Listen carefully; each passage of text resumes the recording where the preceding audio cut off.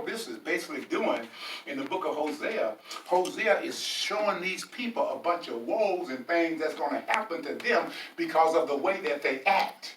And they tell that Hosea, Habukkuk is telling them, like grandma and them and mama and them used to tell us, boy, when I whoop you, I'm going to pay you for the old and the new. I'll let you out the first time, I'll let you out the second and the third, but when you get it, I'm going to pay you for the old and the new, Ron. Don't forget that. When you get that whooping, you know it's for the old and the new. With long willow switches out there. Well, Josh, they said more willow switches on them willow trees. Braid them up together. Send you to get your own switch. Get your own switch. Their own punishment. But that's what they were doing. They were talking about their own punishment. Yes. Because how they were treating other nations, they were going to be treated the same way. I mean, what you give out, you'll get back, right? And what they were giving out, they were naming their own consequences for their injustice and their disobedience. And this is what God was going to do to them.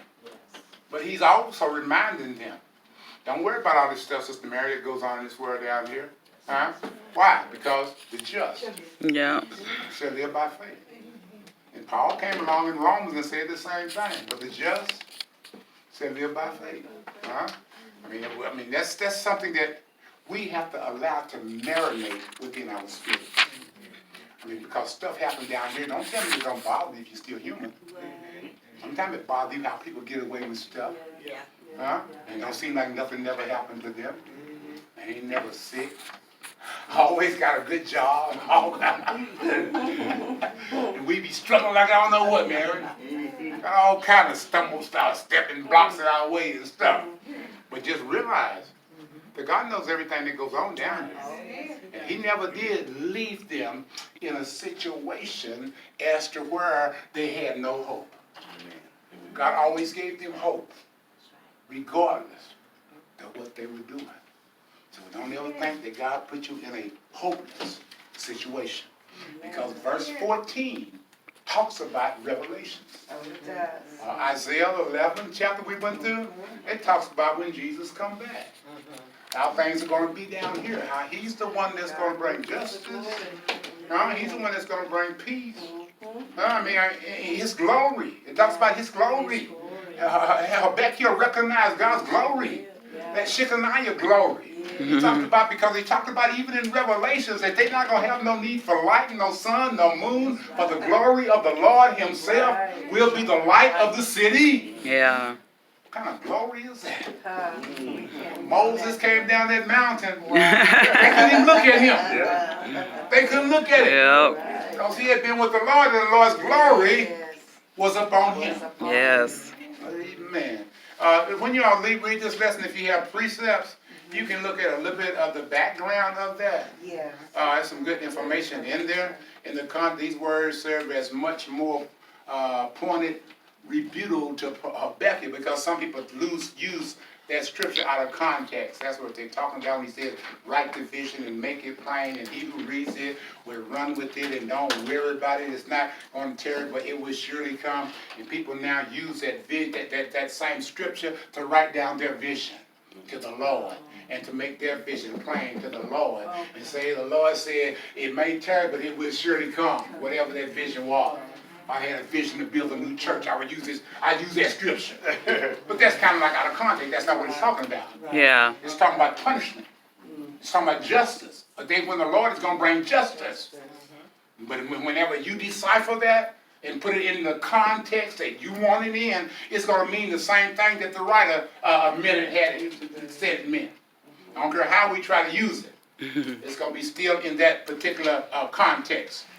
Okay, so when we look at our lesson at commentary, you can draw out on that. You might draw a little bit out of the part where it says, at a glance, the power of the people destroyed by their own devices, God will give the glory.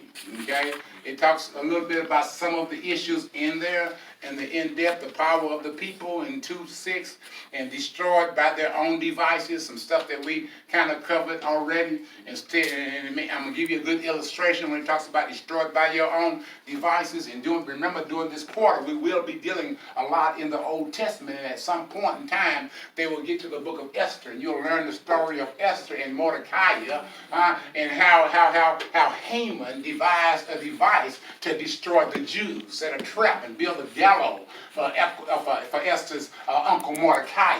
And that same gallows that Naaman had built for Mordecai, the same horse that he wanted to ride, guess what? Mordecai got to ride the horse. He had to do a lot of things that he had devised, that trap, that snare for Mordecai. But Mordecai ended up the victor, because Naaman fell into his own trap.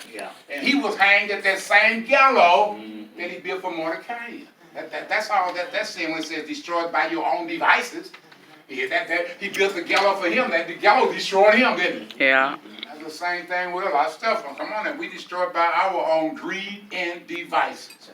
Okay, on page number 336 in our precepts book, and it talks about more out of there dealing with the pre-exile. Because remember, you had prophets that go to Israel before the captivity, during the captivity, and after the captivity. Habakkuk was one of the prophets that went to Judah before they were in captivity. Message that they did not receive.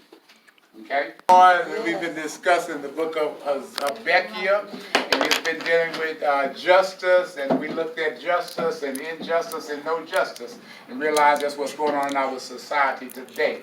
But then don't worry about anything, because we always know that in the end, the Lord said that the just shall live by faith. So we must continue to live by faith until Jesus Christ comes back. Thank you all so much for joining in with this class. If you have any questions or comments, call 414-4033.